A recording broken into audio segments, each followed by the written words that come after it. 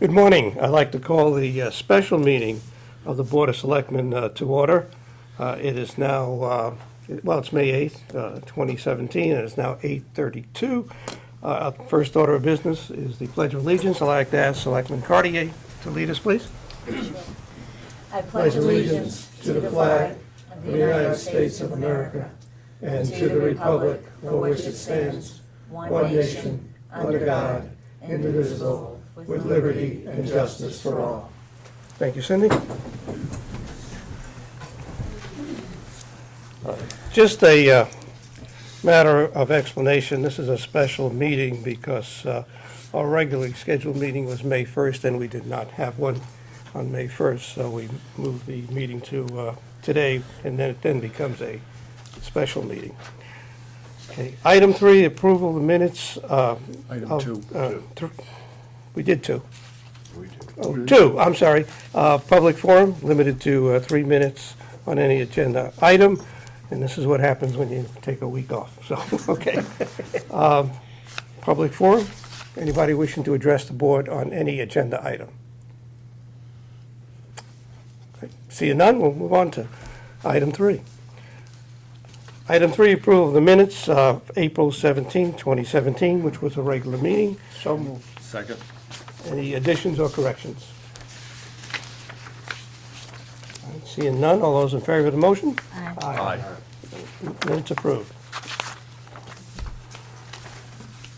Item 4, Mulberry Point Water Main Extension Project. I'm going to call our in-house attorney, Pam Millman, and Attorney Norb Church, and our Health Director, Dennis Johnson. Attorney Norb Church is our outside counsel. Good morning. Good morning. Well, we're getting a little closer to the finish line. It's been many years to get us to where we are today. And just by way of quick summary of maybe some of the more recent events that kind of make this happen, is over the last year and a half or so, we have been securing easements to run the water line from Sachem's Head Road, Vineyard Road area, to ultimately to service Lower Road, and then Mulberry Point and Tuttle's Point.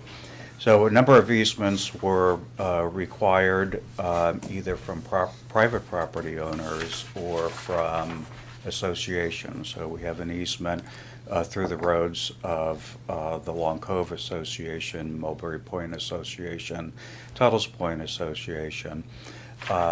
Around a year or so ago, we were before what was the Board of Finance, because of the way your charter works, in seeking, there was sort of one missing link to connect point A to point B, and that was through about 150 feet or so of roadway in Indian Cove, which would have been Daniel Avenue. And Board of Finance asked us to go back and work at it some more, and ultimately what we were able to do was to reach an agreement with a private property owner who borders Daniel Avenue. So through that private property, we now have been able to link up all the places we need to go without having to obtain an easement from the Indian Cove Association. So once we got the easements secured, and by the way, they are being, at this stage of the game, they have not been recorded. They are being held in escrow, and they're being held in escrow pending the final approval of the financing of this project. So part of why we are here today is to take those steps, the financing steps, to make that part happen. So the financing steps are a few moving parts on this. One is that we've worked closely throughout all this period of time with the Connecticut Water Company. And the town entered into an agreement with the Connecticut Water Company that they would contribute money toward this project, and their level of contribution would be determined based on the community involvement in the areas that we would serve. And so that community involvement, the way that worked is the water company sent out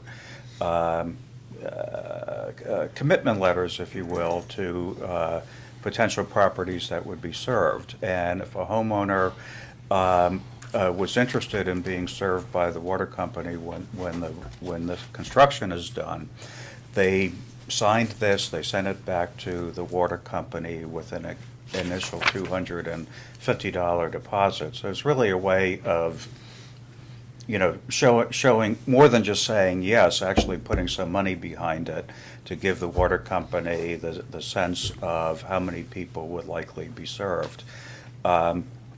As a result of that, approximately 83% thereabouts of the homeowners in the area have sent back deposits to the water company. So that's, from my way of thinking, just an incredible level of commitment from the homeowners in these neighborhoods.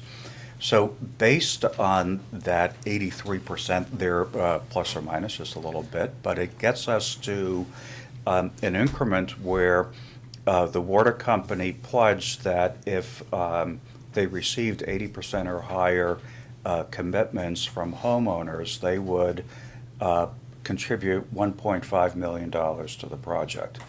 And that contribution is going to make this something that is kind of doable from the sense of the homeowners in terms of the cost, which I'll come back to in a few minutes.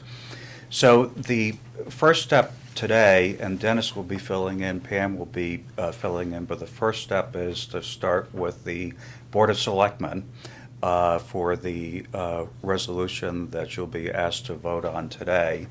And that resolution will be for an appropriation that's in your packets for $3 million and some odd dollars, of which we anticipate $1.5 million will be paid for by the water company.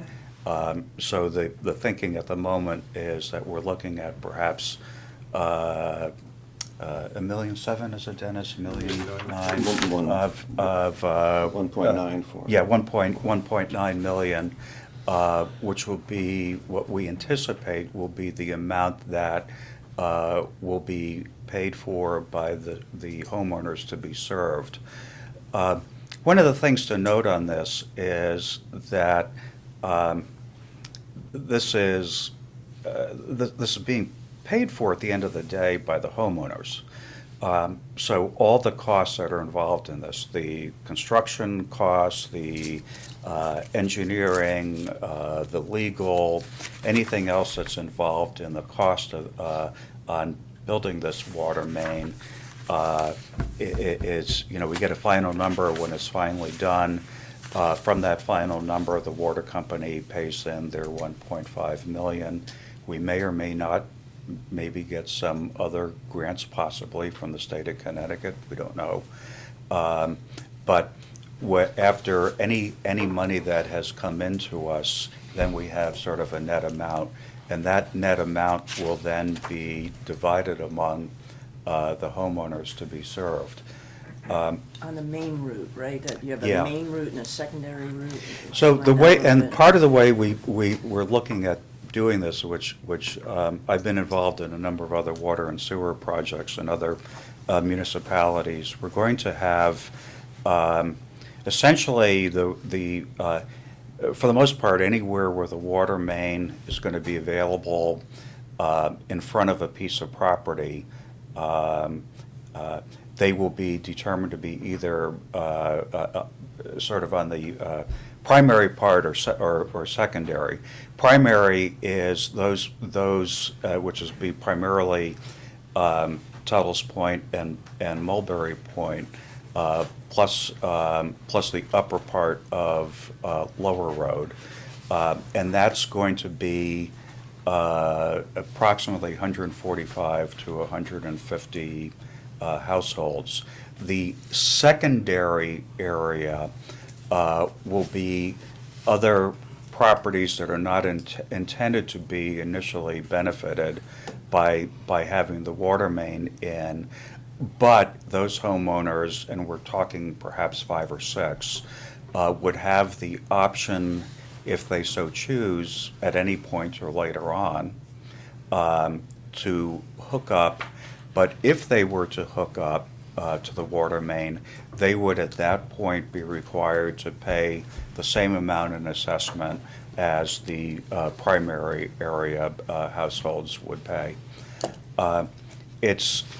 What we're intending to have happen is, so by way of example, if we have 145 households initially in the primary area, and if our numbers come in approximately as we expect, we would be looking at an assessment of 13,400 thereabouts.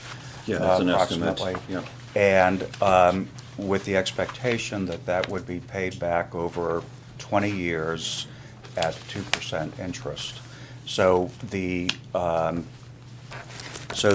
yearly, on that scenario, the yearly amount that a household would pay would be about $658 over 20 years. So it really kind of helps.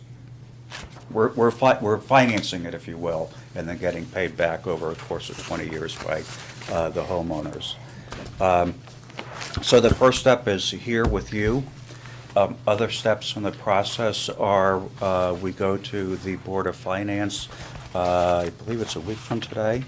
15th, that's correct. And then the following day, we go to, Following week. or let's see, then the following week, actually that week, so we go to the Board of Finance on the 15th. We go to Planning and Zoning on the 17th, and Dennis will talk a little bit more about this because we need referral by statute. We need a referral to Planning and Zoning. And then we have a next step is a town meeting, which is scheduled for Wednesday, the 24th. And then finally, a town referendum, which will be on the 31st, which is done by voting machine. That's assuming we set that If today. we, yeah, so that's one of the things you would be, that those things get set. So those are sort of the steps of where we need to go to get closer to the finish line. And thank you, Norm. And Dennis, can you talk a little bit also about the state loan that you're also been working very hard at obtaining?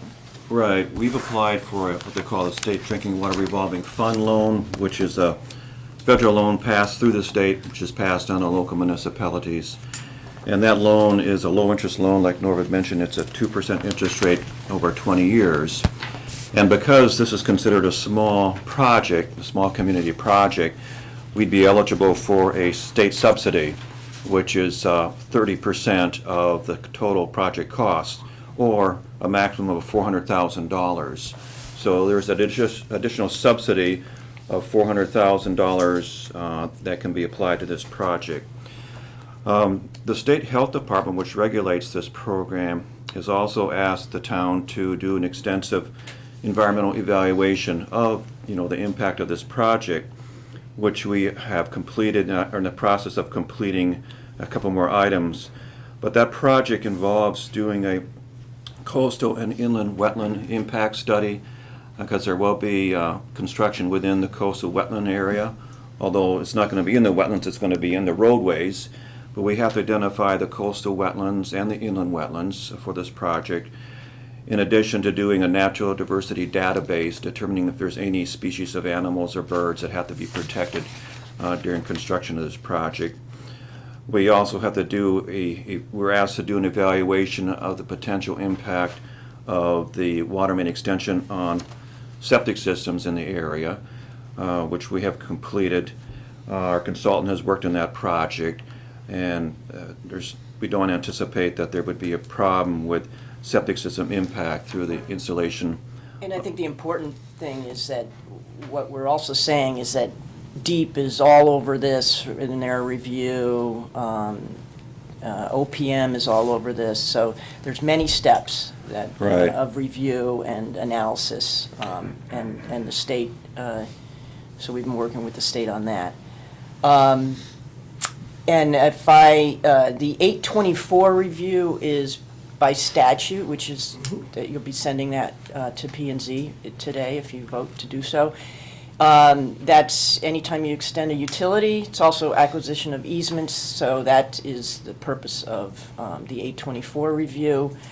So today, what you're doing is, if you so choose, is per Charter Section 7-5, you're adopting the resolution recommending the appropriation for the project, which, as discussed, is going to be reduced by the CWC contribution, the loan from the state, and you're sending your recommendation to the Board of Finance.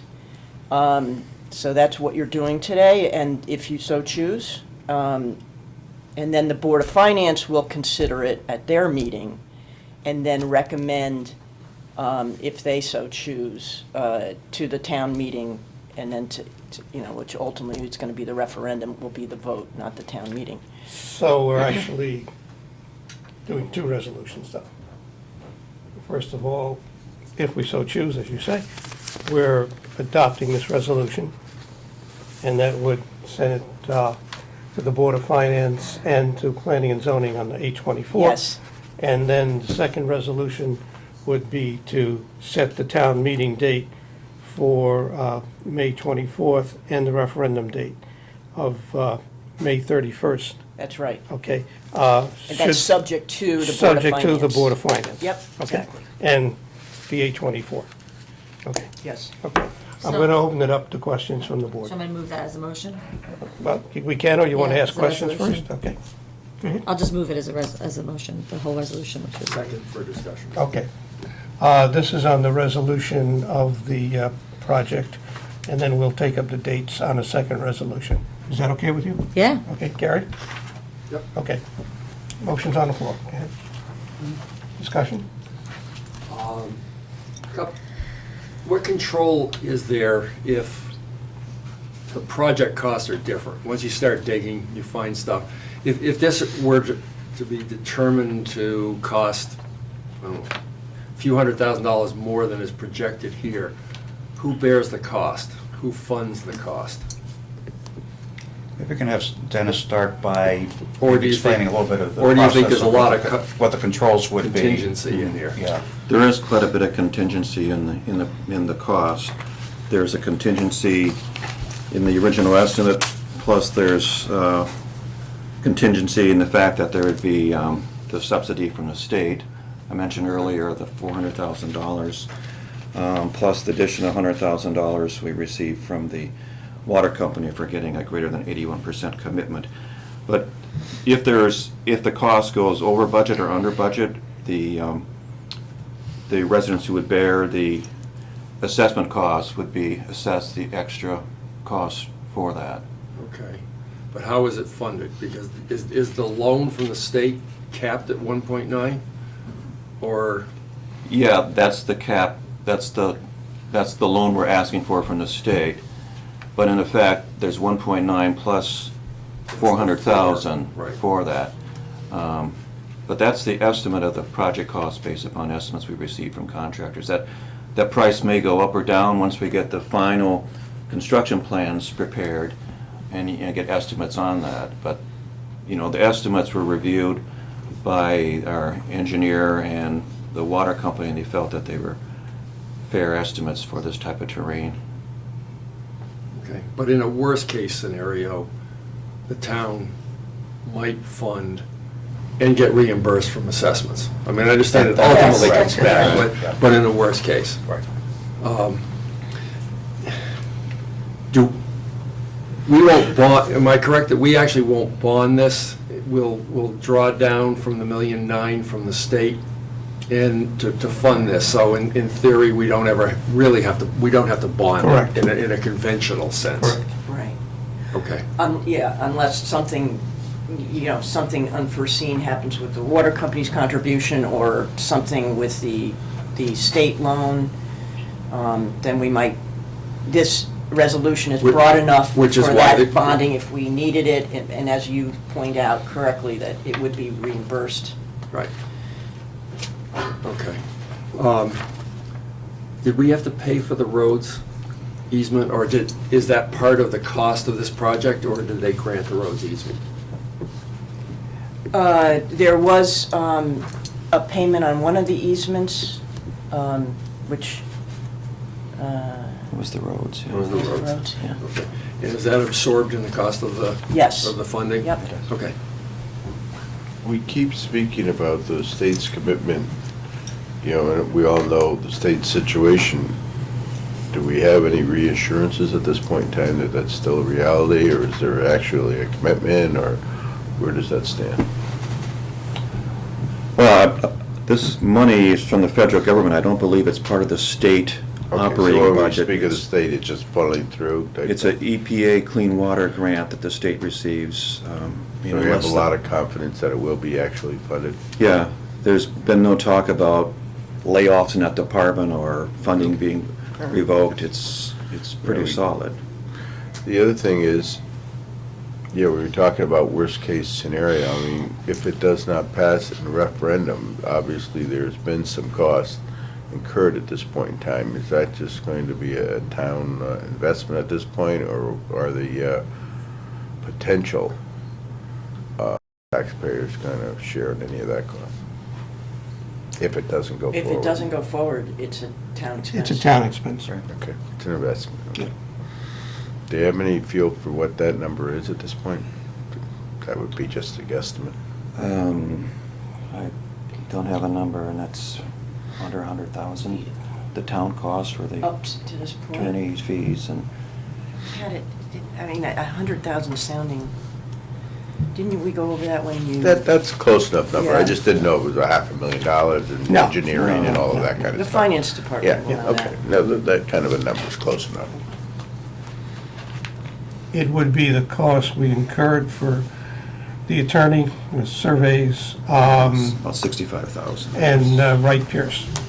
65? Right. Thank you. It's Environmental not study. $500,000. Yeah. Includes that. In the, I don't think it's a major number, but we do have accounting costs for the next 20 years to take care of this. Is that reimbursable in any way? Accounting meaning the extra billing for assessments and keeping track of payments to the state and so on. And it may all be soft. I mean, it may be lost in salaries, but there is a cost to us doing this. Well, there's a closing fee for closing on the loan. Then the tax collector would have to do a special, I think, assessment Right. twice a year, Right.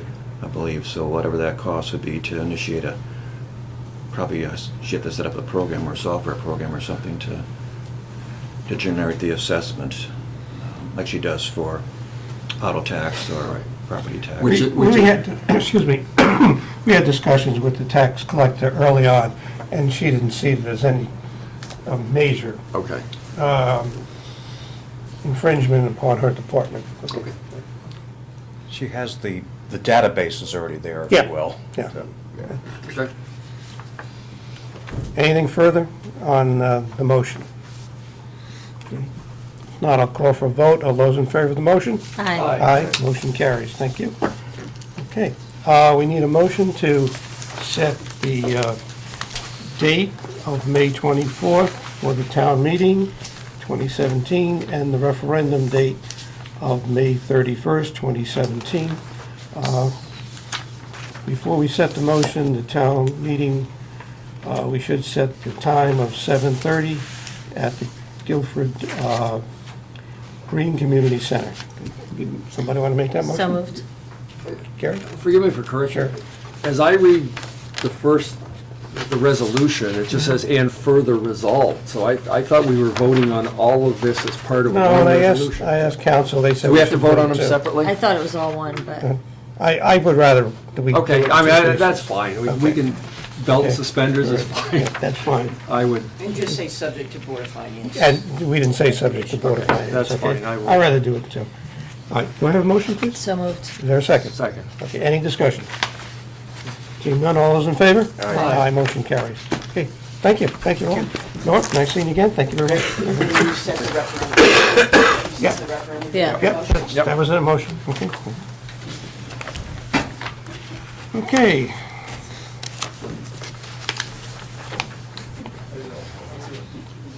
Item 5, Parks and Recreation Director Rick Maynard, consider to take possible action to contract with All Habitat for weed control at Lake Quantapug off the state contract. Rick, there you are. Good morning. Good morning, Rick, how you doing? Today doesn't feel like swim season, but it's coming. A little cold up here. Oh, sure is. Just want to mention, we also, the benthic barriers, benthic blankets we put in the swim area last year worked really well, and we put them back in about 10 days ago. And we purchased 5 more, just to get a little bit more in the outskirts of the swim area there. So we treated about 18 acres last year, to 10 acres on the north end of the lake by the boat launch, and then into the lake area, and then 8 acres, what we call the shallow shoal area, kind of near the center of the lake, which is a shallow area. That's where a lot of invasive weeds were, and the state grant we had was for invasive weed control. Survey showed it was pretty successful, but Greg Bugby from he's an aquatic expert at the Connecticut Agricultural Experimental Station, Guilford resident, who's helped us a lot with this project. He resurveyed it and thought that the treatment was good, but he thought we should retreat those areas again just for continued weed kill. There's still money in the state grant that is designed for that, for the invasive weeds, and in our 2016-17 capital budget, we still have money available there to do this. So we'd like to go and request that you approve All Habitat, who did the project last July, retreat those areas for $13,002, and I'm not sure why it's 25 cents, but that's what it is. And I'd like to have them continue it. It was successful, but we want to make it more successful. You know, again, it doesn't get all the invasive weeds. There's always some that come back. And Greg thought that we should hit those areas again just to make it better. And I have to say that the benthic blankets we put in the swim area, big improvement in the swim area last year, huge improvement. And the people who live on Lake Quantapug noticed a difference on the rest of the lake, you know, with the other areas that we did. You know, they were very pleased with the improvement. And they've been coming to our Parks and Rec Commission meetings, I think, every month for about the last 6 months, just to kind of keep updated where we are, what we're doing with the weed control. So we'd like to do that, and then there is a phase 2, I think in the notes I sent you, Joe. In next year's budget, we have money to continue, and the area that the folks at Lake Quantapug requested is the very south end of the lake, going toward the dam, which is congested Yeah. with lily pads. You can't get in there with a kayak when you get into August. You just can't get to the dams, maybe like this wide. I mean, it's really, really congested with lily pads. And so we wanted to, I don't know if we officially need Board of Selectmen approval because it's under $2,000, but it's the same company, All Habitat, and that's about just under $1,600 for their next phase for the lily pads, and which that we would do after July.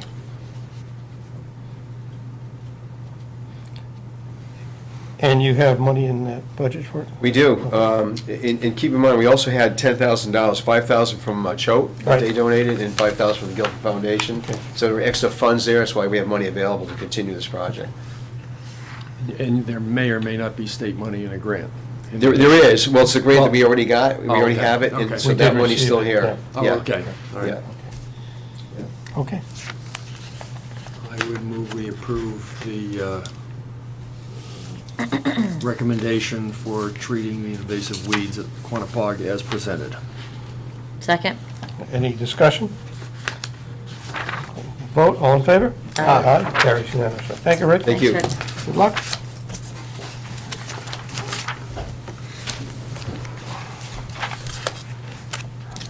Item 6, Environmental Planner Kevin McGee, at 6.1, discuss and take possible action on a request from the Conservation Commission to prohibit mountain biking at Braymore Preserve. Good morning, Kevin. Good morning.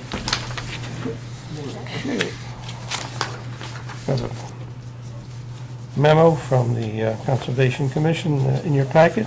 Kevin, you want to go over it? Like I said, the commission has a copy of the memo, I believe. The Land Stewardship Group, which is a subcommittee of the Conservation Commission, is concerned about large area of biking, which is on adjacent property on Madison at the Rockland Preserve. They have a very large area of trails which are set up for mountain biking. I kind of have a copy of the maps, combined maps of the two towns there that the folks from Madison were trying to get as part of. The little lines in there, spaghetti lines, are all the sort of single-track mountain biking areas that in Madison. The group's concerned about encroachment of these biking into Braemore Preserve, which is currently open for mountain biking, and they're afraid of additional damages to our property if those bikes find their way to Guilford. Now, mountain biking, It's not motorized Right. activity, correct? just wanted to clarify that for everybody, it's not motorized. Okay, but I guess, we had a, I don't have a copy for everybody, but I can share it with you.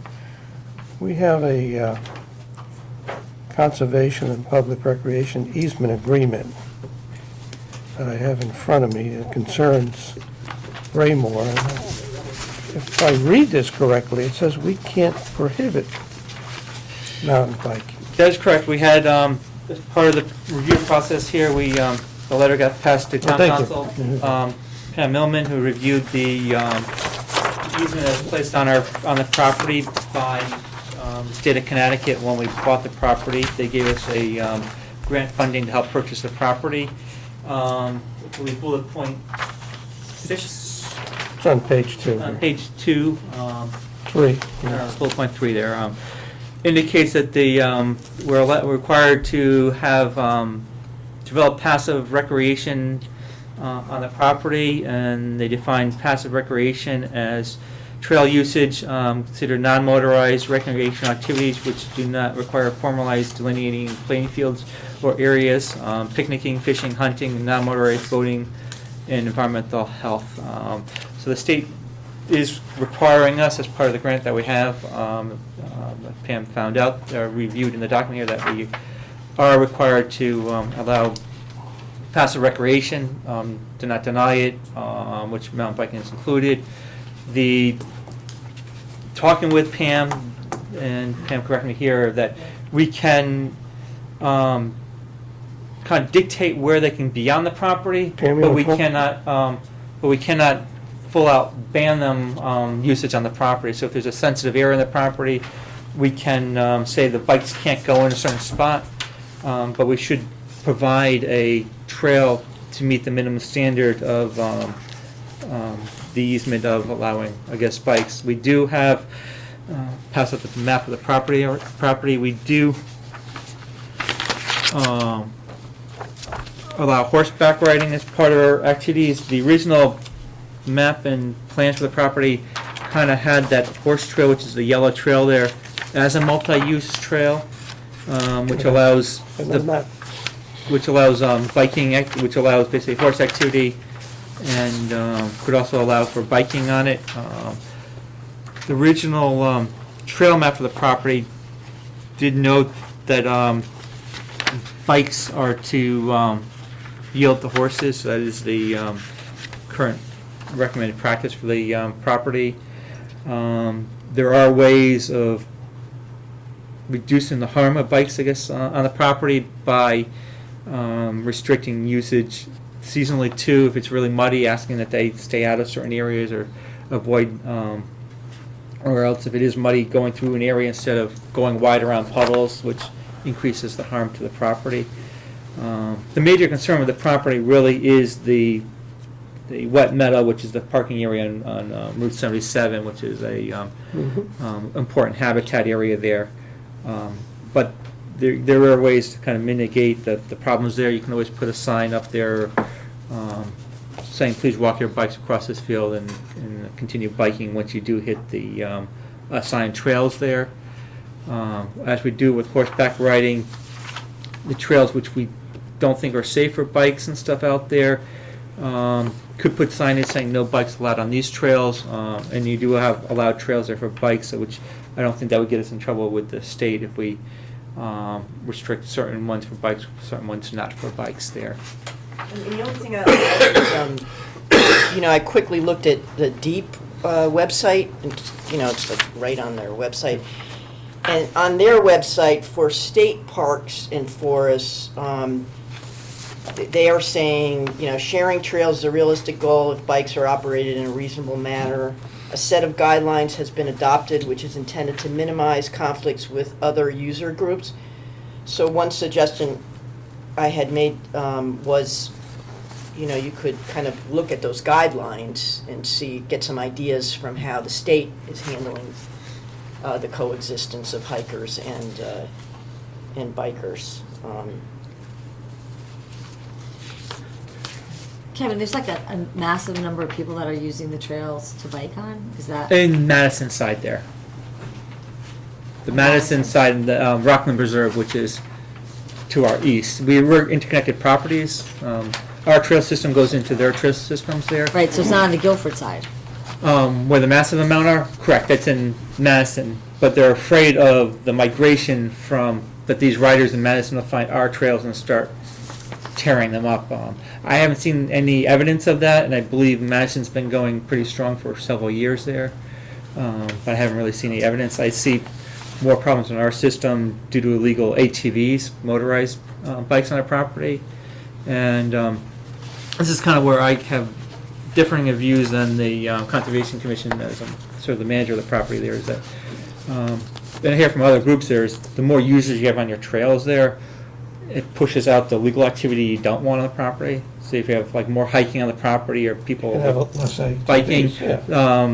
the ATVers are going to say, oh, this is being heavily used, we're going to go somewhere else Mhm. to play. My understanding, Madison even built bike-specific, almost parallel trails to make it easier for hikers versus bikers, and that's why I guess there's been quite an increase in popularity of biking in They have a Rockland place to go. Reserve. Correct, that's why I said there. I think the thicker trails on the Madison side there are the hiking trails, and the thinner lines on this basic map in here are the ones that set up for single track bicycle, which is a trail system, like you said, fully formed, where there's signs saying one way, you go around this way, and through And your. if they're through your parking course. in Madison, what makes everyone think that they're going to, you just think that it's potential that it could develop or something? They're just concerned that they could find, hey, where does this trail go? Well, this is a neat terrain, let's go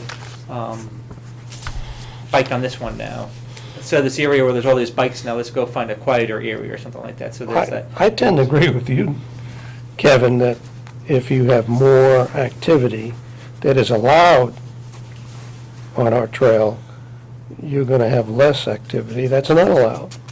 Correct. The ATVs. Right, and I think that too, that, I mean, it's worked out with the horses. We put up signs where we don't want the horses to go on the narrower trails and more rougher trails and stuff like that. And I think, like you said, if we do the same thing with the bicycles, Mhm. The hikers can have an area and the bikers can have a separate area there, and it makes a safer environment. And we can't, my land stewards can't be up there all the time saying you can't be on this trail with a bike, so it's a lot easier providing them with a path which we know is safe for them than them going on trails which we don't want them to be on. And I think they respect the signs and the trails which we find are. So do we have to actually take action? I mean, Yeah. isn't this enough that the You can, I mean, I guess the board, if you don't want to do the ban, I guess, can recommend back to the Conservation Commission that you want them to, it sounds like what I'm hearing is that you want them to reevaluate the trails and find which ones that are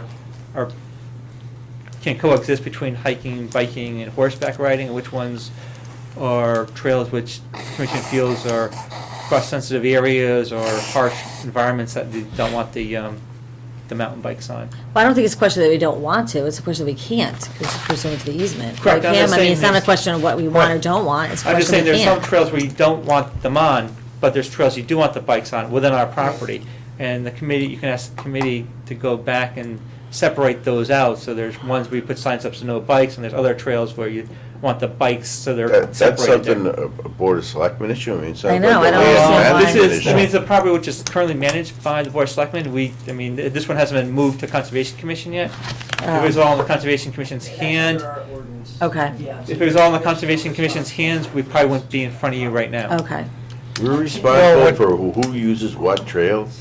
I mean, No, that's what it's down The to? ordinance simply says you're the authority regarding open spaces, other than the ones that are I listed. can appreciate I the guess oversight the of it. concern I have is it's Well, not why- an why issue don't we yet. have Why the- are we even legislating it? I mean, it's not an issue. It's not even, I understand you have concerns, but what Charlie just said, the Madison specifically made bike trails, which increase the use.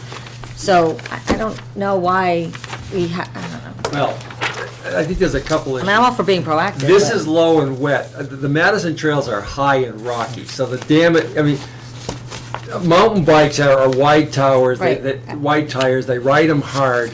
I mean, if you're in a low area, low wet area, you could beat it up pretty badly. Right. I mean, that, on the I Madison understand, side, that, that I'm that's a not land saying use that. management Right. issue. Yep. I mean, Build a trail that worked for them. I would just have a couple observations. One is, you know, these are probably standard easement agreements. If we wanted to choose it, I suspect the state would make a modification if, you know, I mean, the DEP is just as interested in preserving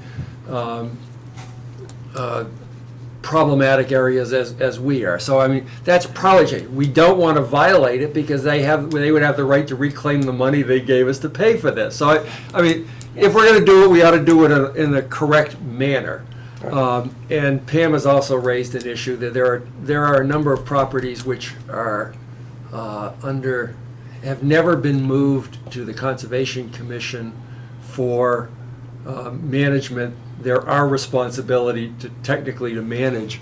So at some point, we ought to ask Kevin to put together a list of what those are so we can decide whether we want to transfer them to the Conservation Commission. And change the ordinance. And change the ordinance, or remain.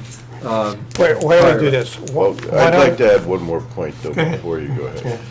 You know, to all those points you just made in Cindy's comments, you know, we also have the situation of, you know, we as a community have this big investment in open space and everything, and here we're talking about limiting it for a particular group, where I would rather find a way to make it work for that group, rather than limiting the access. Good point. I understand. Good point. I would suggest that we have the Conservation Commission come back with their suggestions on how to manage those trails, They're the and then experts. we could, we're the group that, or the board that has to make the final decisions. So Kevin, if So pass this, it back to him, correct? if this board agrees, then have them come back with the suggestions on which trail should be used for mountain biking and which should not. Find a way to make it work. Yeah, because Find a way to there's say wood that. roads up there which are probably good suitable things there, which they put the Okay. horses on, so I'm assuming those are probably the trails there, but we'll sit down with that group there And report this back to way you they guys. can protect the property Yep. and still have use of the property for everyone. Correct. Okay. No problem. Is everybody okay with that? Yeah. Okay, all right, thanks. And just to give you sort of a heads up there, the Land Acquisition Commission's been going through and kind of evaluating all the town-owned properties and are doing what Gary suggested as part of the plan of conservation and development is separating out which ones could be Class A properties, which are open space properties, which ones are recreation properties, which ones are like town use properties. And we should be in the next couple of months probably writing a report on that to the different commissions, to come back to this group here to, as Gary suggested, to Okay, appropriately designate the properties. okay, Kevin, we have one more item. for you. Two more, and we Two flipped the more, page for the other one. but- Yes, all right, so let's go on to 6.2. Consider and take possible action to purchase a Ford F-350 pickup truck under state contract. We had frozen that issue because of Yep, the the reduction concern in with the state state funding, but now that we're past the winter, I have released funding on capital projects. So go ahead. Yep. Just as you're freezing it before, I did get pricing, and then I just got repricing on the vehicles. looking for the purchase of a Ford F-350 four-wheel drive pickup truck, standard cab, 8-foot bed, for use by the Natural Resources Department. The fee, or the price quote I have from Crawley Ford, LLC Lincoln and Mercury in Plainville, Connecticut, is $27,924.56. This is off of the state bid price list there. I did, as part of the process, get pricing, it's not in your package there, from Northwest Hills Automotive, which holds the state bid prices for Chevy and GMC. The Chevy equivalent pickup truck was $31,660,000, and the GMC was $32,187,000. So there was some comparative pricing between the models of the equivalent equipment within the state bid list there. Okay. The only thing I would add, wearing my purchasing hat and lawyer hat, is I also, in reviewing the quote, went over the options that he was asking for. And he, I went over it with him, and he justified most of the options. I just wanted to highlight one option that that I had an issue with from a purchasing standpoint. It's the it's the XL value package at $633, which is cruise control and upgraded radio. And then this item called Sync, SYNC, for $321, and this is for Bluetooth capacity. And in order to have Bluetooth capacity, you need to get the upgraded radio. So I just paused on that and wanted to highlight that to the board, and you can decide that those two options should be included, or you could decide that they weren't necessary, but I wanted to highlight it. I understand that Bluetooth is hands-free cell phone. It's hands-free cell phone, To have correct? that, you have to have a fancy radio probably. Yeah, you have to go upgrade the radio system there. These vehicles do not have two-way radio systems, so that's the function for that there. 350 is a fairly heavy truck, and whatever you're going to use this for, that's... Correct, yeah, it's got a tow, I mean, I planned for, it's in the capital budget, which was turned down there, to tow a trailer with a small tractor and stuff on it, so you need Oh, it's a towing capacity. the towing capacity there. And there was talk, and I'll engage with the Board of Education to see if we're able to use some of their equipment, so I'll be set up to tow trailers of theirs and potential equipment of Well, theirs. the towing makes sense. I mean, It's for towing, correct. that's a big truck down here. Yeah. You wouldn't want to be using that level of truck for everyday, checking things out. No, it's a towing capacity there. It's also set up to plow, so it becomes it's not in the plan to plow. I suspect if you have a 350 with a plow, It's gonna there's get 24 inches of commandeered. snow, someone's gonna come looking for it to be available to plow. Yeah, the commission is concerned, I hear from a number of members about the parking lots for our open space areas and again plowed out. And if Park and Rec or Public Works isn't available to do it in the future, I mean, it makes the sense vehicle's for set that up to level of do, use, the not vehicle's for set up everyday to use. take care of that activity. I hate to have them do plowing, but I would have a vehicle if I needed to, if we needed to jump into that capacity. And this is in the 5-year capital plan. And that is the 5-year capital plan from last year, which is in this current budget, correct? Okay. Okay. I would just also observe, and I didn't specifically price it, but if any of us went into a Ford dealer to buy this truck with this equipment, it would be substantially more. I mean, this is an example of the value of the state bid process. Probably $50,000 truck. I mean, I looked at it and I said, this is a $40,000-$50,000 truck and the price is $27,000. So this is a case where the state bid list works Oh. really well. This and the COG bid, we've made a lot of use of that, the capital region government bid, so. Okay. Do I have a motion then, if there's I no? would move that we approve the purchase of a Ford F-350 pickup truck under the state contract as presented. What was that price, Kevin, 27? 27, 24 $7,924.56. 2456. There's a purchase order in Pam's office for that. Karen, do you have that amount on there? Just as a site. Public Works has Fords. And Park and Rec has Fords. So, I mean, it's consistent for repair purposes, so you might have a spare part or two Yeah, in they can have- inventory. I mean, it's better than having 3 different models. Yeah, like everybody else, we don't inventory, keep a lot of stuff Right. in inventory anymore, but yeah, we have access to it, and the guys are familiar with working on it. Yeah. Okay. And police department all has Fords. Okay. Yep. All right, there's a motion made, is there a second? Second. Any discussion? All in favor? Aye. Unanimous, thank you. Kevin, one more item. Last item. 6.3, discuss and take possible action to set a town meeting date of June 5th, 2017, 8:30 a.m. in the Guilford Town Hall to vote on acquisition of conservation easement for Blackberry Ridge subdivision, Westlake Avenue, Conservation Easement A and Conservation Easement B, located on the portion of Assessors Map 80, Lot 14, and send to Planning and Zoning Commission for mandatory referral, 8-24.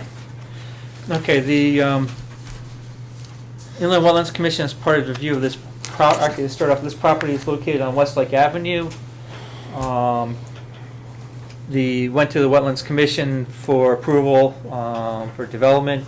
The Wetlands Commission, there's an area of wetlands, basically in this general area here.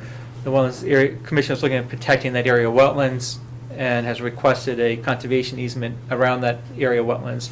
The conservation easement is going 50 feet inland of the wetlands, so it's not all wetlands being protected. So there's 2 parcels. The way that the developer is doing this is that they're getting a first cut, that's why it's parcel A and B, is that they're getting a first cut of the property, so you don't have to file for subdivision maps yet. So the first cut is parcel A, where they'll be turning over roughly 13,000 square feet of conservation easement, which is about 0.3 acres of land as parcel conservation easement. That lot of parcel A is a total of 80,000 square feet, which is basically equivalent to a 2-acre zoning lot. The second one, easement area, is on a 14-acre parcel of land. It has approximately 5.5 acres of conservation easement being installed on it. The break between the 2 areas here is actually the driveway to this rear lot, which is going to be being filled, approved by the Wetlands Commission. And part of this area here for conservation easement is actually a mitigation area as part of the driveway going in.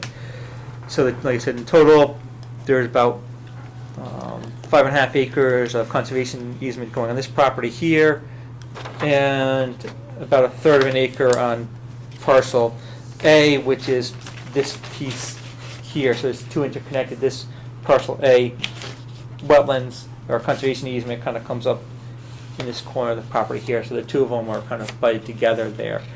One thing different in this easement document would change in terms of the wording that we don't have in our others is, since this area used to be farmland, we're adding wording which allows the property owners there to cut the easement area once a year in the early spring, I believe it is. I have to look it up. So it doesn't get overgrown with invasives and vines and everything else like that. So it would actually keep a sort of a meadow environment right along the edge of the wetlands there, which is a condition which I think would be pleasant and pleasing to the new property owners once they come onto the property. Does that kind of condition require them to or allows them to? It allows them to cut it. Will it become our issue to do it if they choose not to do it? No. It's an easement area, so it's not our property, so it's just, it's an allowed right for them to do. As part of the easement documents there. Who negotiated the easements?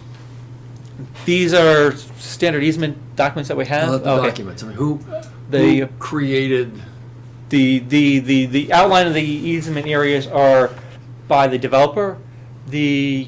As part of planning and zoning approvals, they are required to provide at least 10% of the subdivision as open space, or the commission can take them on instead of in fee in lieu to, or in terms of fee to the town takes on that area as easements. So it's a planning and zoning requirement. I mean, my concern, and you've heard this before, is there are easements that don't access any public right-of-way. So how does the town get to them? It's to not a review it? public area, it's just a private area which protects a natural resource. So it's not like an area open to the public for hiking and stuff like that. I It's understand, a- but somebody has to periodically review the easement. Correct, and that's part of the language of the easement, which allows us in there for annual inspections with So it allows us notification. to cross Correct. private property, even though Correct, that yep, may be transferred to others. correct. It's a notification, we provide notification to the current owners that we're coming in to do a yearly review of it, give them the date they were coming in, and we have access to the property. Okay.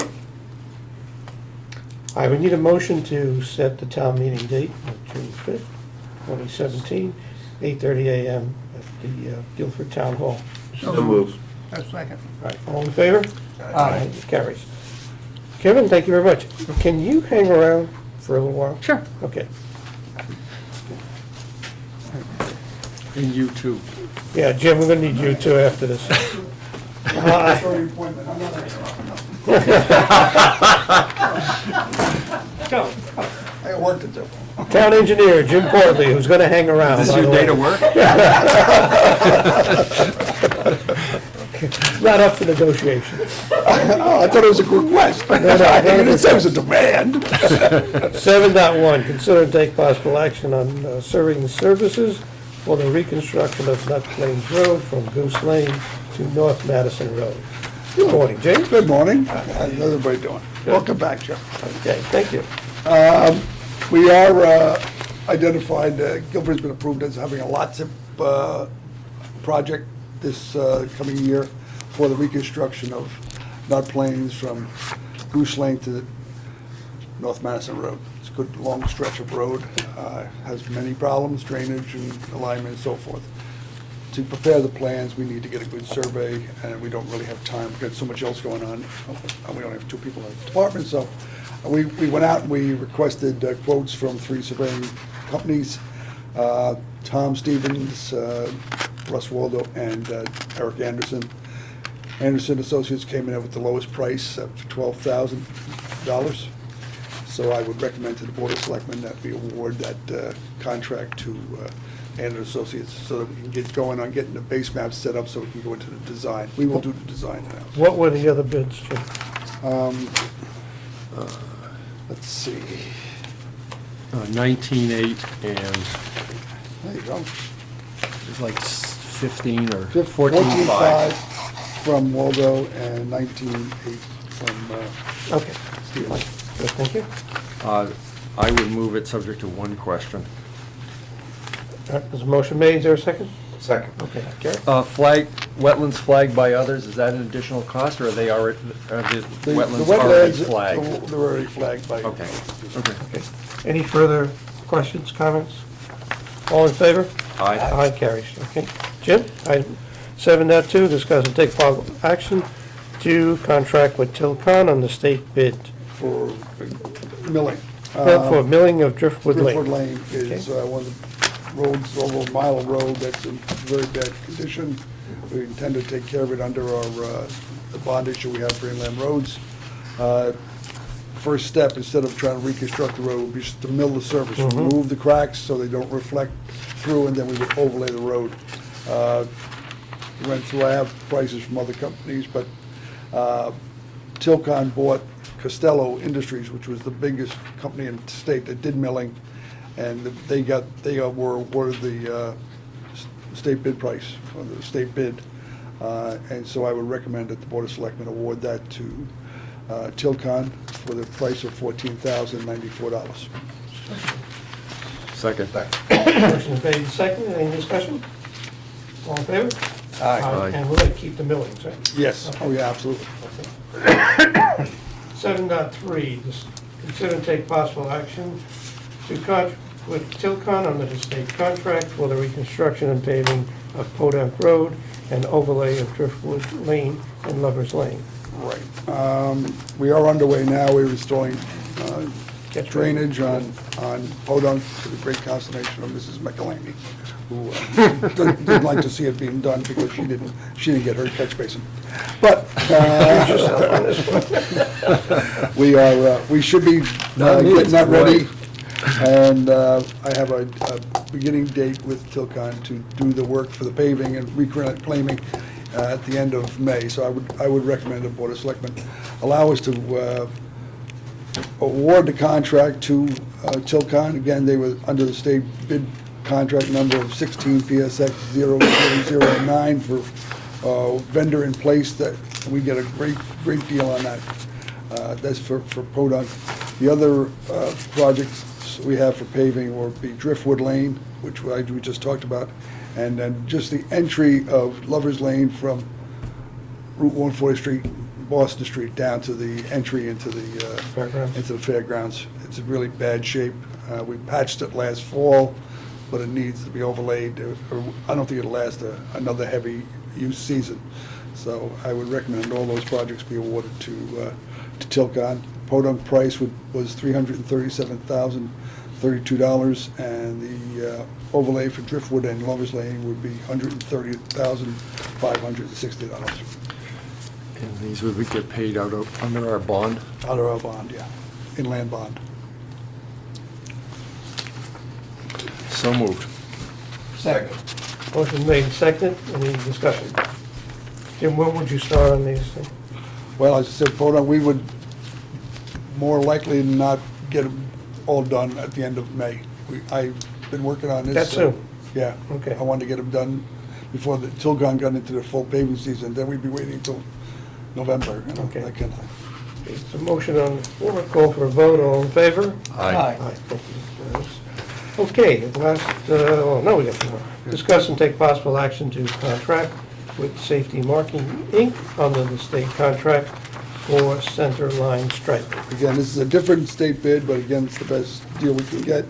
It's 16 PSX 0035. They do the center line striping, and all the roads we have listed, I have them here, is a Long Hill from Great Hill to Route 80, Moose Hill Road, Route 1 to 146, Granite Road and Clear Lake Road were roads we overlaid or chip sealed last year, so we would restore that. And it's amazing how many people really rely on having that center line stripe. They Oh, yeah. get home that way. So I would recommend strongly the Board of Selectmen. Some nights? Yeah. He's making reference to the fact that some of us are older and don't see as well as we used to. Yeah. Well, I'll go with that. Well, I gotta tell you, when they didn't do Murray after they overlaid it, I got a call from about 10 of my neighbors saying, Oh, yeah. when are they gonna stripe it? Oh, I know, yeah. Yeah, they just, Clabber Hill as well. And the new type of, Epoxy paint. is that what it is, epoxy? It's Yeah, using, it lasts. I think the word, yeah. Yeah, Looks we good. used to use that latex, worthless. It wouldn't last a year. But now this stuff stays a long time. I need a motion? so moved. All in favor? Aye. Okay, okay. Okay, 7.5. Falcon Discussion Road. of the deteriorating condition of Falcon Road. Okay? Yeah, Falcon Road has been a long time been a headache for the town because the way it is, it's Falcon Road in front of, where the tennis courts are. That one section of Falcon Road that gets pounded every time there's a storm. And now with rising tides and just severe winter storms, it's really taken a toll. We've gone out there, we've pointed the walls, after the hurricane, we reconstructed the section. But this past winter, it started out as one sinkhole, but then we 3 or 4 sinkholes. I attached pictures. We started off just closing one lane of the road until one of the big concrete blocks we put on there to narrow the road swallowed. I think you have a picture of that. Whereas it's in black and white, so it doesn't show. Yeah, it doesn't really You save show that money well. on it. No, yeah, I didn't I know. just don't look you over I your sent it over to the selectmen's office. They're always Cincy. You can see the condition of the, and I'll pass this around. You can see, I think, and I didn't realize that. You should, color kind of highlights how bad the condition is down there. I've talked to Bob Davidson, who's chairman of the, or he's, with his position with the State Tennis Association, I guess he's president. And I said, we could go back there and try to fix this wall, but what we need to do is protect the wall by having big rock out in front, just like we did at Vineyard Point back after the last hurricane. We pull rock back and protect it, to absorb some of that energy with the wave action, instead of just slamming into the wall. No engineering firm would design a wall like that in this. You have to protect it from the wave action. And so we would ask their help and allow us, that's their beach, we've always been reluctant to ask in the past because, it's a nice little beach, but maybe at least use part of it to dig in and put some big stone. We're gonna have to go through a DEP permit because we're not gonna be out beyond into the beach area. And what I envision at this point in time is just going behind that wall and pouring a reinforced concrete wall, using the wall that's there as the facade of it as one side of the form, digging behind it and pouring concrete. Once we get down, dig down to the underlying rock, drilling in some rebar and tying that all together.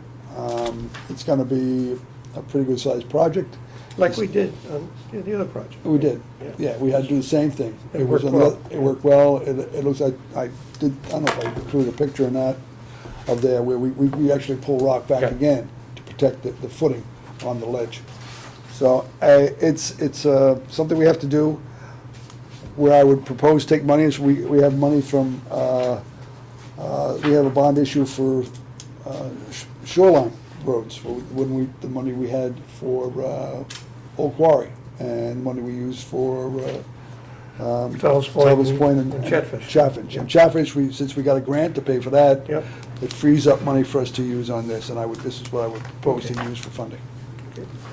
So I did alert the St. James Head Association we would be closed through the summer, as I told Bob Davidson that what we would do is we'd create like a bikeway on the north side of the road with barriers. So kids go down there to play tennis, they can get down, people walk, but we're not gonna allow vehicles through there, I wouldn't chance that. So, just keep you up to date, Okay. okay? What do you estimate the cost to be on that? I haven't gone to that point yet, we just closed it down last Monday. Your timing would be prior to September? I wouldn't even venture that, we have a busy schedule. permitting. We've got Yeah. DEP permitting, who You know, knows? that- I mean, that could take, Yeah. somebody told me the permitting process in all these jobs used to take about a week, about 40 man-hours. Now they're talking about 400 man-hours for DEP permit. That's how, And that's a constant complaint, I hear it every COG and every CCM meeting, it's just crazy now. and yet we don't put any shackles on them, No, no. So, anyhow. okay, Jim, Don't thank go you. anywhere. We're very quick and we're gonna come back. Okay, thank you. I would make one editorial comment. Yep. Can we rent Mr. Portley to the town of Madison? Because I'm on, their streets are awful. You're doing a great job on ours. I hit a pothole in Madison. I thought I was gonna break my suspension. Don't go last to week. Madison. Well, as you know, Shop local. Why would you go? I'm not saying that. because my route to Hartford, actually, I'm right on the Madison line, so I'm up Oh, yeah, 79 to that's go to Hartford. So, and Jim, you travel that road. Jim You lives know in- what I'm talking about. 'Cause I've, Jim lives in Madison. yeah, I know he does. and I've told them of my concerns too, so. I just, Okay, let's move on. all right? Yeah. I'm not gonna talk about another town. All right, number 8, pardon me? On TV, Yeah. You're on TV? someday. Appointments and resignations. 8.1, act on a recommendation to reappoint James Goodrich to the Standing Building Committee for a term to expire June 17, 2020. So moved. second. All in favor? Aye. You want to table 8? I would like to table 8.2. Okay. due to some circumstances around personnel on that commission. Gary and I have, do We you want to make talked- that motion? I would move that we table it. I'll second that motion. All in favor? Aye. Okay. Okay. 8.3, act on a recommendation to appoint Nicholas Casano Jr. to the Pension Committee to fill a vacancy for a term to expire November 30th, 2019. Second. All in favor? Aye. 8.4, to act on a recommendation to appoint Peter Muzensky to the Guilford Housing Authority for a term to expire March 31st, 2022. So moved. All in favor? Aye. Thank you. 9, request for the use of town property, 9.1 to 9.2, 9.1 and 9.2. I would move that we approve the 2 sign requests as listed in the agenda. Okay. All in favor? Aye. Motion carries. 10, I don't think I have any correspondence to share with you. Anybody? We don't have any committee reports. Old business. Where did Jim go? Office? You want to grab him? That's what we want to talk to him about. And you, Kevin, same time.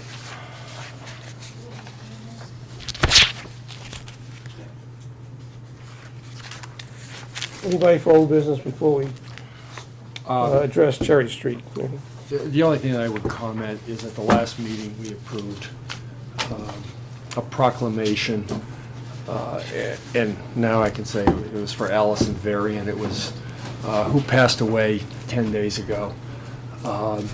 We got it over to her. She was very moved by the fact that she was appreciated by the town, as was her husband, and so I think it was a terrific act that we took, and I think it was very much appreciated by the family.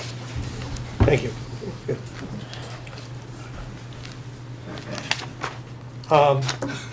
Kelly? Good morning. Good morning again. We would really appreciate if you can update us on the public hearing that you gentlemen had regarding Cherry Street. Oh, okay. We The, did the public hearing. unfortunately, if I knew, I would have my letter with me, but the 2 weeks ago, was it? We had the Tree Advisory Committee held a public hearing regarding the removal of trees on Cherry Street. Originally, there was 24 or so trees outlined. We've knocked them down. They're reevaluated the road. Jim reevaluated the road construction to allow a narrower road without a drainage swale on the road, which left pretty much the road bed that's similar to what that is now, which reduced the number of trees being removed to 14 trees. The majority of the trees, about 2/3 of the tree, had some sort of defect to them, dying off, leaning, other visible damage, decay in the side. So Tree Advisory Committee listened to the residents. We walked the road with the residents. The Tree Advisory Committee looked and saw the trees that were in concern. Then went to the community center, held a public hearing where a lot of the residents showed up on Cherry Street and North River Street, expressed their interest in the road being a nice historic road, one of the only roads like that left in what they call Town South, Guilford South, and recommended that we do anything we can to kind of preserve that character of road. And I'll jump in there, because the plan that was developed for the subdivision was pretty aggressive, but it was geared to upgrading the section of road that was going to be impacted to provide access to the subdivision up to town standards. The one element that, addition to the widening, they were going to widen, which was existing road is maybe 14 feet. They were going to widen it up to 22, which is our minimum standard. But in addition to that, to avoid putting a drainage system in from the private driveway that was going to provide access to the lots, they were going to construct a swale, which would go further into the property and remove more trees than were necessary. More trees than created a greater impact of the development. in looking at it after the issue was raised, looked at the whole length of road and figured that we're only going to be impacting about 20% of the length of Cherry Street. It's about 250 or 300 feet versus the whole length. And knowing that the great concern for the neighborhood, I thought that if we could narrow that pavement down to at least 16 feet, 2 lanes of traffic, so people could travel or could pass each other without hitting their mirrors, that would be sufficient, because the rest of the road is in bad shape. And we're not going to, in my mind, it's not a priority for the town to upgrade. We'd leave that be. We just put 16 feet of road in, curb the road, so any runoff that comes would be contained within the roadway. Right now, what happens is the water comes down off the hill and comes around the corner. And because there's no curbing, and there's a pretty good steep grade coming down to North River Street, water gets under the pavement, constantly undermines the pavement. We have a pothole erosion problem. So it would be 16 foot of road curbed that would provide safe access to the subdivision, improve that one section of road, and avoid all the additional tree removal that was of such a concern to so many of the residents.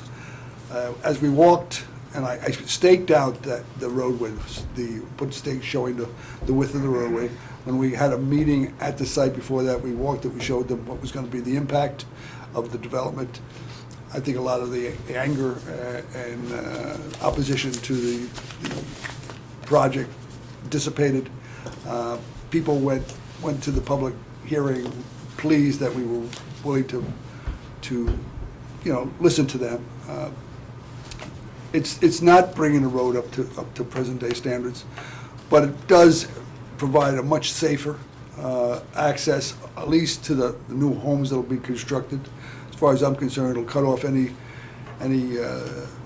question in the future that says, okay, why didn't town do something about it? We're not going to invest in that whole road. We just don't have. It's not a high priority. We are getting something, making it safer, and I think it's a fair compromise. If the town ever gets into a position where they feel that they have to upgrade that road, and Cherry Street or North Fair, for that matter, it'll be a substantial investment of town, and that'll go to public hearing and town meeting and so forth. That's the time to deal with those issues. I didn't think it was appropriate at this point in time. I did advise them that I would bring, when the plans are submitted, and the George Kroll has told the developer that you have to come back to planning and zoning with a revised application and revised plans for the road, that I would bring it back to the Board of Selectmen for your concurrence on this solution, and then we would go forward. But it seemed to me it was a place where we were willing, the Board of Selectmen and the town could compromise rather than holding to the 22-foot that we would normally do. So that's where it stands right now. So we're not in any violation of not bringing it up to? No. standard? The town ordinance gives the Board of Selectmen a lot of latitude in terms of any of the conditions of the ordinance. Okay. So that we would not be in violation of anything. And it's not a road that's heavily used. Not until you stand out there. It's amazing, though. We were out, I stood there trying to stake by myself. I'm in traffic. People use, and I use it all the time, it's a cut through. I try to avoid lights, huh? I never use it. You will. Get old like me. Well, nowadays, not everybody's gonna use it. You hit it on the head, though, because I'm sure all of the selectmen got a lot of correspondence prior to that public hearing, and it was nice to know, for myself anyway, that public hearing was scheduled, and the site walk was scheduled, because I think the citizens appreciated that we were proactive in listening to their concerns and finding a compromise, so. that counts. And they were gracious enough to express that night, I thought. They were. Good. I'm glad it worked out. It Anybody? appears it worked out, let's see. Right. Okay. All right, gentlemen, thank you very much. You're welcome. Jim, you going back to your office? All right, I'll call you later. I gotta talk to you. You don't want to hang Got an appointment. Thank you, Joe. Any new business? Joe, I just have Gary? one more thing, Yeah.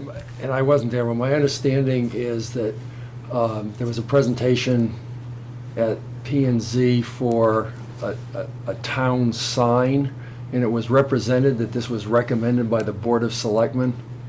I know we discussed the issue some time ago, but I don't remember ever getting into the facts or recommending it. No, it wasn't recommended by the Board of Selectmen. That's That the was way, incorrect. that's the way I'm told it was presented No. at the planning and It- zoning it's- meeting. It's in our capital plan. It was, Jim left already, but it was under his department to replace the banner that used to Right. be on US 1. Okay. For safety issues, that banner's no longer there, as you know. It was a banner and a sign on the green. It Right, was- and it was we all had, of we had those talked things. about one of these Yeah. electronic signs that would And, announce things. actually, And that's fine, but I uh, think we should Karen and see what I the have plan was. have kind of taken that project over. Okay. What P and Z is dealing with is a change of zoning of where to put it, but we haven't come up with a design yet, Okay, okay? We'll let you know. Okay, all right. okay. Anything else? Karen, don't get us into trouble. We'll try. You never do. Well, did you? I mean, when it comes to referendums, things like that, one side, they want more and more communication, and the other side, but don't put a sign. Yeah. No, what Jim had come up with, and no disrespect to Jim, was kind of like a DOT sign. And I said, no, we're not putting that up. So Karen and I have taken that over.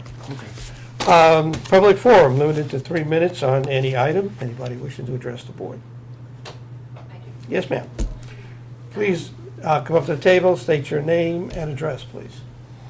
I am Karen Ray, 724 Mulberry Point Road. Okay? I am here for, I read an article recently from the letters of the editors, and I understand that there are 2 open spots for planning and zoning. And I would like to nominate myself for one of those positions. Okay. I am a realtor out of Hartford with Keller Williams. I have been here 4 years. I do have a degree from Purdue University, and I've worked extensively through sales, and then recently did get my real estate license. I have lived in multiple states, which I think is a benefit, and have owned 8 homes within all of those states, from California to Pennsylvania. And I think I would be a great asset for the board. Let me, before you leave, why don't you step in the selectman's office, and we'll give you an application, Wonderful. and just fill it out, and we'll explain how the process works. Great. Okay? Thank you very Thank you. much. Right. Thank you. Wait. We need volunteers. Yeah. Yes, we do. Why don't you wait till the meeting's over, because Karen will give you the application, and she'll explain it to you. Wonderful. Okay? Thank you very All right. much. You're welcome. Thanks for stepping forward. Anybody else wishing to address the board on any item? Seeing none? Before I take a motion to adjourn, I want to thank Charles for stepping up and filling in for me while I was away. And I also want to thank the board for rearranging their schedule so we can have this meeting today. Okay? With that, I'll ask for a motion to adjourn. So moved. Second. All in favor? Aye. Thank you, everybody.